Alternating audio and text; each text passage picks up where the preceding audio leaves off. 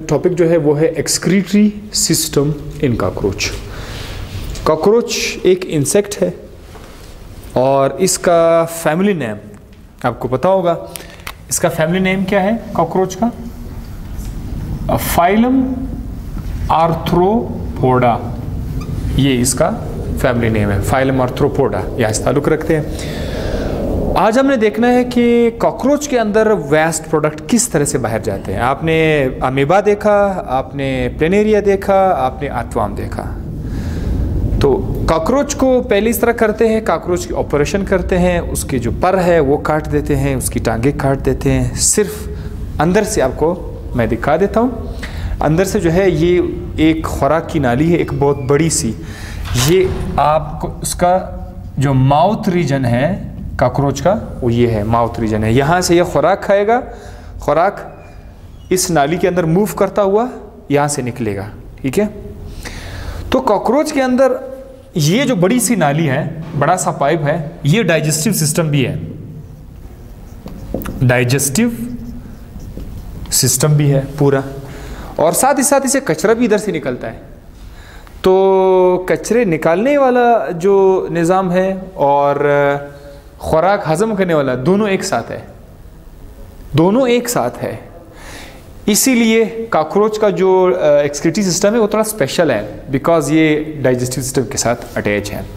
अच्छा, आपने ये देखना है कि वो स्ट्रक्चर कौन से है। जैसे कि अर्थवर्म में नेफ्रेडिया था, प्लेनेरिया में फ्लेम सेल था। तो यहाँ पर क्या नाम होगा उस खास स्ट्रक्चर का जो कचरा रिमूव होता है, उसका नाम है माल्फिजियन ट्यूब्यूल्स। ये जो ट्यूब्यूल आपको नज़र आ रहे हैं, इनका नाम क्या है? Malpighian tubules. और ये इस गट के बाहर है। ये पूरा जो पाइप है, इस पाइप को आप लोग क्या नाम दे सकते हैं? गट। ये इसका हेड वाला रीजन है, तो आप उसको लिखेंगे फोर गट। ये दरमियान वाला रीजन है, तो आप उसको बोलेंगे मिड गट। और इसके बाद का जो रीजन है, this is called as hindgut. ठीक है। तो ये तीन हिस्से हैं इसके गट के, फोर गट, मिड गट, हाइंड गट। हम लोगों का जो काम की चीज़ है वो कहाँ पे पड़ा हुआ है? वो मिड गट के अंदर पड़ा हुआ है। सो मिड गट के अंदर क्या है? छोटी छोटी सी ब्लाइंड इंड नालियाँ हैं। ये देखो, यहाँ से ओपन नहीं है, ये बंद है। So is called as blind end tubules. इनका नाम क्या है? Malpighian tubules. माल्फिजियन ट्यूब्यूल्स इसका नाम है।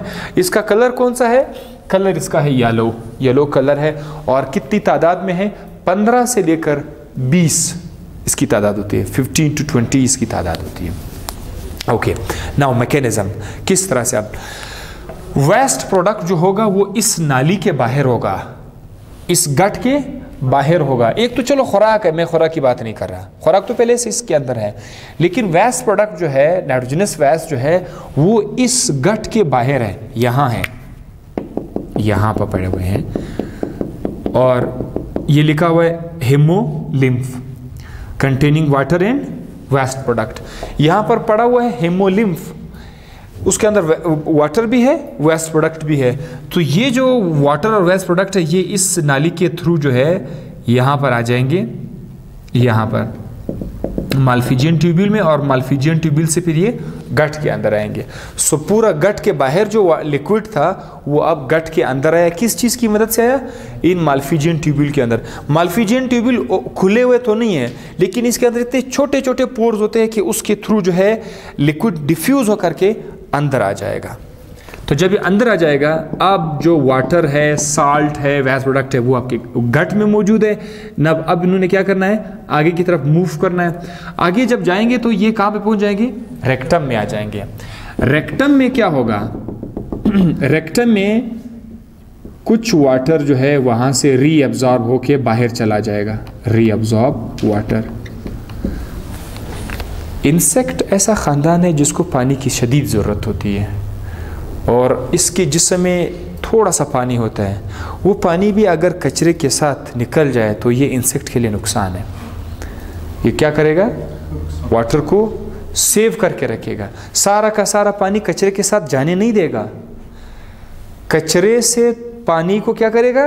रीअब्जॉर्ब करेगा, वाटर वहाँ से वापस निकाल देगा, और कचरा जो है वो सॉलिड की शक्ल में बाहर जाएगा through the anus, through the anus, anus से बाहर चला जाएगा। इसीलिए जो कीड़े मकोड़े होते हैं उनके वेस्ट प्रोडक्ट जो है वो लिक्विड नहीं होते हैं, वो सॉलिड होते हैं, तो सॉलिड की शक्ल में आ जाता है क्योंकि इसका वाटर सारा का सारा रीअब्जॉर्ब हो गया है। तो that was all about the excretory system in cockroach. Next video में आपसे इंशाल्लाह नेक्स्ट टॉपिक पे बात करेंगे।